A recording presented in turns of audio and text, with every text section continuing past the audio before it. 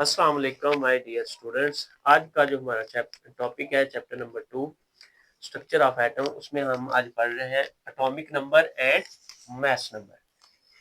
तो इसमें चंद एक इम्पोर्टेंट पॉइंट्स हैं और वेरी इंपॉर्टेंट पॉइंट्स हैं और इसको आपने हमेशा याद रखना है और बहुत अच्छे तरीके से इनको समझना भी है।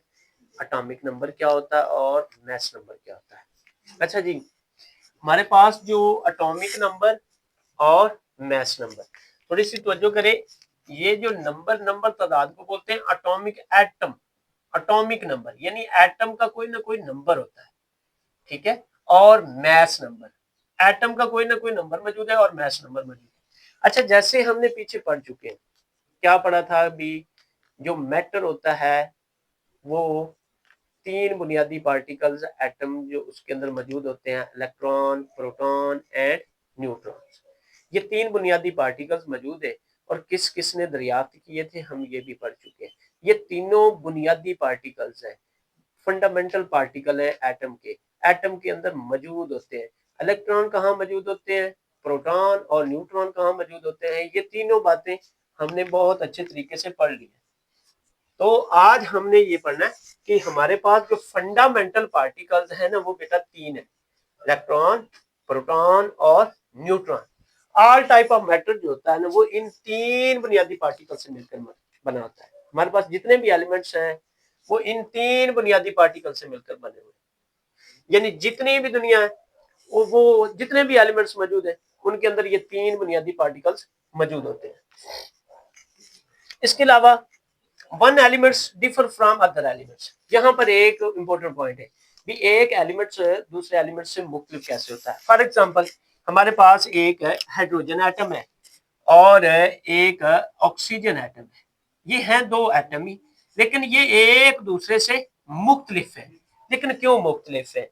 वो मुख्तलिफ इस वजह से है क्योंकि इनमें जो फंडामेंटल पार्टिकल्स होते हैं ना, उनकी तादाद डिफरेंट होती है।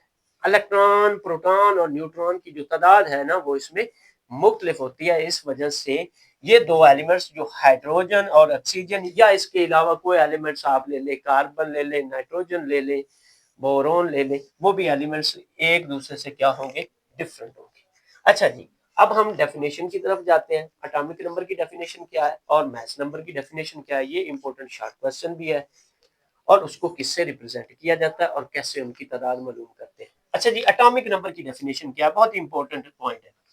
The number of proton present in an atom, यानी एक एटम के अंदर है जितनी तादाद प्रोटॉन की होती है, नंबर ऑफ प्रोटॉन, जितने प्रोटॉन मौजूद होते हैं किसी भी एटम के अंदर मौजूद प्रोटॉन की तादाद को उसका एटॉमिक नंबर कहते हैं। यानी हमने एटॉमिक नंबर पढ़ना, एटॉमिक नंबर मालूम करना हो एटम का, तो हम क्या मालूम करें, प्रोटॉन की तादाद को मालूम करें। प्रोटॉन की तादाद का हमें पता होना चाहिए कि उस एटम के अंदर कितने प्रोटॉन मौजूद है। अगर हमें प्रोटॉन की तादाद मौजूद है, यानी अगर कोई एटम है उसके अंदर 5 प्रोटॉन मौजूद है, तो उसका मतलब है उसका एटॉमिक नंबर भी 5 है। अगर कोई एटम है उसके अंदर 10 एटॉमिक प्रोटॉन मौजूद है, तो उसका एटॉमिक नंबर भी 10 है। ठीक है, तो अगर number of proton present in atom is called atomic number. एक और इंपॉर्टेंट पॉइंट, ये फिक्स्ड होता है, ये कभी चेंज नहीं होगा। यानी एटॉमिक नंबर एलिमेंट का फिक्स होता है, वो कभी चेंज नहीं होता। एक एटम के अंदर 5 प्रोटॉन है तो किसी और एटम के अंदर 5 प्रोटॉन नहीं होगी, उसी के अंदर मौजूद होते हैं। इट इज ऑलवेज फिक्स्ड, ये कभी चेंज नहीं होगा। तो डेफिनेशन क्या है एटॉमिक नंबर की, number of proton present in an atom is called atomic number. उसके बाद एटॉमिक नंबर को किससे रिप्रेजेंट किया जाता है, it is represented by Z, G, G से रिप्रेजेंट किया जाता है इसे। अच्छा, इसके अलावा इसके इंपॉर्टेंट पॉइंट, ये बहुत यूनिक है, यानी मैंने कहा है ये बहुत खास होता है, ये खास नंबर है, ये किसी और एटम को आप डोनेट नहीं कर सकते। उसके बाद एलिमेंट को, दूसरी property, element identified by this number. अगर आप एलिमेंट की शिनाख्त करना चाहते हैं तो आप इस नंबर से उसकी शिनाख्त करेंगे। यानी आपको एटॉमिक नंबर पता हो तो आप बता सकते हैं कि ये एलिमेंट कौन सा है। उसके बाद पीरियोडिक टेबल, पीरियोडिक टेबल हमारे पास क्या है, पीरियोडिक टेबल एक टेबल है, उस टेबल के अंदर आप एलिमेंट्स की तरतीब लगाते हैं। यानी हमने शुरू में आपको बताया था कि 118 एलिमेंट्स है और उन 118 एलिमेंट्स को एक टेबल के अंदर ना तरतीब दिया गया। और वो टेबल की तरतीब किस हिसाब से है, वो भी एटॉमिक नंबर के हिसाब से है। तो in periodic table elements are arrange according to increasing of atomic number. Example, important point भी, हमारे पास अगर एक एटम है जिसका नाम है ऑक्सीजन एटम, क्या नाम है उसका, ऑक्सीजन एटम, और ऑक्सीजन एटम के अंदर अगर आपको प्रोटॉन की तादाद पता है, आपको मालूम है, तो आप एटॉमिक नंबर मालूम कर सकते हैं। ऑक्सीजन एटम है, उसके अंदर प्रोटॉन की तादाद 8 है, तो उसका मतलब है उसका एटॉमिक नंबर 8 है। इसके अलावा आपके पास एक और एग्जांपल मैं देता हूं, आपको पता है ऑक्सीजन एटम जिसका एटॉमिक नंबर 8 है, यानी प्रोटॉन की तादाद 8 है। एक और एटम जिसका नाम है कार्बन, कार्बन में प्रोटॉन की तादाद कितनी है, 6, तो इसका मतलब है उसमें उसका एटॉमिक नंबर भी कितना होगा, 6। उसके बाद दूसरी डेफिनेशन हम पढ़ेंगे मैस नंबर की। एटॉमिक नंबर की डेफिनेशन आपने याद रखनी है, दोबारा रिवाइज कर ले। नंबर ऑफ प्रोटॉन, प्रोटॉन की तादाद को एटॉमिक नंबर कहते हैं। इसके अलावा mass number, total number of protons and neutron present in an atom, यानी कोई भी एटम हो उसमें प्रोटॉन्स और न्यूट्रॉन्स की तादाद को क्या कर ले, मालूम कर ले। प्रोटॉन प्लस न्यूट्रॉन की तादाद को मास नंबर कहते हैं, यानी प्रोटॉन की तादाद और न्यूट्रॉन की तादाद, दो प्रोटॉन की तादाद को आपको पता होनी चाहिए, मालूम होनी चाहिए, और न्यूट्रॉन की तादाद भी आपको मालूम होनी चाहिए। तो इन दोनों को प्लस कर ले, ऐड कर ले, तो आपके पास क्या निकल आता है, मैस नंबर। और मैस नंबर को किससे रिप्रेजेंट किया जाता है, ए लेटर से, ठीक है। एटॉमिक नंबर को किससे रिप्रेजेंट किया जाता था, जेड से। मैस नंबर को किससे, ए से। एटॉमिक नंबर की डेफिनेशन क्या थी, प्रोटॉन की तादाद को एटॉमिक नंबर कहते हैं। मैस नंबर की डेफिनेशन क्या है, number of protons and neutron दोनों की तादाद को प्लस कर ले, ऐड कर ले, तो हमारे पास मैस नंबर है। एग्जांपल वही हम बताएंगे, ऑक्सीजन एटम। फॉर एग्जांपल हमारे पास एक ऑक्सीजन एटम है, और ऑक्सीजन एटम में हमने प्रोटॉन कहा था 8 है, तो उसका एटॉमिक नंबर भी 8 है। अब ऑक्सीजन में का आप मास नंबर मालूम करना चाहते हैं, तो ऑक्सीजन में प्रोटॉन कितने होते हैं, 8, और ऑक्सीजन में न्यूट्रॉन भी कितने होते हैं, 8। इन दोनों को प्लस कर ले, तो हमारे पास कितना आता है, 16। तो यानी कि ऑक्सीजन के मास नंबर कितना है, 16, क्योंकि उसमें प्रोटॉन भी 8 है और उसमें न्यूट्रॉन भी कितने हैं, वो भी 8 है। इसके अलावा एक और इंपॉर्टेंट पॉइंट, आप एटम को लिखते किस तरह, एटॉमिक नंबर कहाँ लिखना है और उसका मास नंबर कहाँ लिखना है। फॉर एग्जांपल हमारे पास एक एटम है ऑक्सीजन, ऑक्सीजन, ये ऑक्सीजन मैंने पूरा नहीं लिखा, बल्कि हम एलिमेंट को लिखने के लिए उसका ना सिंबल इस्तेमाल करते हैं। ये ऑक्सीजन का सिंबल है O, ये हमने लिखा। अब उसके साथ मैंने लिखा हुआ है 8 और ऊपर लिखा हुआ है 16।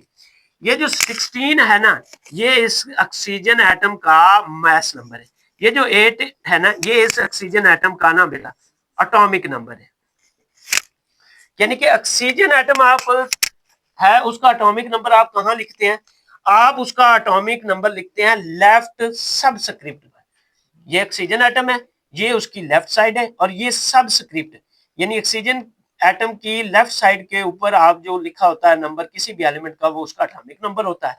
और मास नंबर है ऑक्सीजन एटम के ऊपर, ऊपर वाली साइड पर लेफ्ट सुपरस्क्रिप्ट में उसका मास नंबर लिखा है, ठीक है। इसके अलावा और इंपॉर्टेंट पॉइंट, आप किसी भी एटम के अंदर, आपको पता है प्रोटॉन की तादाद को एटॉमिक नंबर कहते हैं, न्यूट्रॉन की तादाद और प्रोटॉन की तादाद को ऐड करते तो मास नंबर कहते हैं।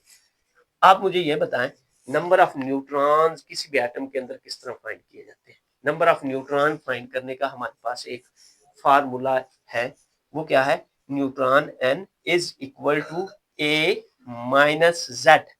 ए मीन्स एटॉमिक मास नंबर, उससे माइनस कर दें क्या, जी, यानी एटॉमिक नंबर।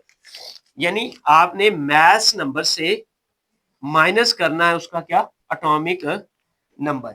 आप उसके मास नंबर से एटॉमिक नंबर माइनस करेंगे ना, तो आपके पास किसकी तादाद आ जाएगी, न्यूट्रॉन की तादाद। फॉर एग्जांपल हमारे पास एक सल्फर एटम है, सल्फर एटम के अंदर एटॉमिक नंबर उसका 16 है और मास नंबर उसका कितना है, 32 है। और मैंने एक ही जगह पर 32 लिखा, यानी उसका मास नंबर लिख दिया, माइनस फिर जेड कितना है हमारे पास, 16 है, 16 माइनस कर दिए, तो हमारे पास जो आंसर आता है वो 16 है। यानी कि सल्फर एटम है, उसमें न्यूट्रॉन की तादाद कितनी होती है, 16 होती है। इसके अलावा न्यूट्रॉन फाइंड करने का फार्मूला आपको पता चल गया। इसके अलावा एक और इम्पोर्टेंट पॉइंट क्या है भी, हमारे पास एटम है, एटम के अंदर प्रोटॉन्स मौजूद हैं, न्यूट्रॉन्स भी मौजूद हैं और इलेक्ट्रॉन्स भी मौजूद हैं। तो एटम के ऊपर चार्ज कौन सा होता है, तो ये बात याद रखनी है भी एटम एक न्यूट्रल पार्टिकल होता है, एटम के ऊपर कोई चार्ज नहीं होता, एटम के अंदर कोई चार्ज नहीं है, बल्कि आपने पढ़ आए हैं कि एटम के अंदर प्रोटॉन है, प्रोटॉन के ऊपर पॉजिटिव चार्ज है, एटम के अंदर इलेक्ट्रॉन है तो नेगेटिव चार्ज है, एटम के ऊपर कौन सा चार्ज आएगा, एटम के ऊपर कोई बेटा चार्ज नहीं होता। क्यों नहीं होता, क्योंकि किसी भी एटम के अंदर जितने प्रोटॉन होते हैं उतने ही उसके अंदर क्या मौजूद होते हैं, इलेक्ट्रॉन, यानी number of proton is equal to number of electron, यानी जितने किसी भी एटम के अंदर पॉजिटिव चार्जेस मौजूद होते हैं उतने ही उस एटम के अंदर नेगेटिव चार्जेस भी मौजूद होते हैं, जिसकी वजह से जो एटम है वो क्या हो जाता है, न्यूट्रल पार्टिकल, यानी एटम के ऊपर कोई चार्ज मौजूद नहीं होता। तो यहाँ पर दो इंपॉर्टेंट पॉइंट, एटॉमिक नंबर की डेफिनेशन क्या है, नंबर ऑफ प्रोटॉन की तादाद को, मास नंबर की डेफिनेशन क्या है, number of proton plus number of neutron की तादाद को मास नंबर कहते हैं। इसके अलावा उसको जी से रिप्रेजेंट किया जाता है और इसे ए से रिप्रेजेंट किया जाता है। तो अल्लाह ताला आपके इल्म में इजाफा फरमाए, बरकत फरमाए।